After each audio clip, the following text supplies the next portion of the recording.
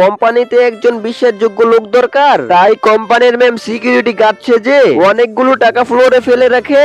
তখন একটি লোক ইন্টারভিউ দিতে এসে দেখে অনেকগুলো টাকা পড়ে আছে, তাই লোকটি কোমর ব্যথার ভাব ধরে টাকাগুলো নিয়ে চলে যায়। ম্যাম আবারও ফ্লোরে টাকা ফেলে রাখে। তখন আরেকটা লোক আসে, টাকাগুলো দেখতে পেয়ে জুতার ফিতা বাঁধার নাম করে সেও টাকাগুলো নিয়ে চলে যায়। এবারও কোম্পানির ম্যাডাম 2 বান্ডেল টাকা ফেলার পর আরো একটা লোক আসে আর টাকাগুলো দেখে হাঁটু বাস করে বসে পড়ে সেও টাকাগুলো নিয়ে নেয়। এই মেয়ে, তুমি এই দিকে তাকিয়ে আছো কেন?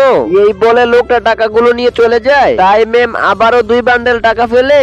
আর তখনই একটা মেয়ে আসে। মেয়েটা যাওয়ার সময় টাকাগুলো দেখে মেয়েটা টাকাগুলো তুলে ম্যাডামের হাতে দেয়। মেয়েটা যাওয়ার পর ম্যাম ইন্টারভিউ রুমে আসে আর বলে, তোমাদের ইন্টারভিউ নেওয়া শেষ আর তোমরা 3জন রিজেক্ট হয়েছো।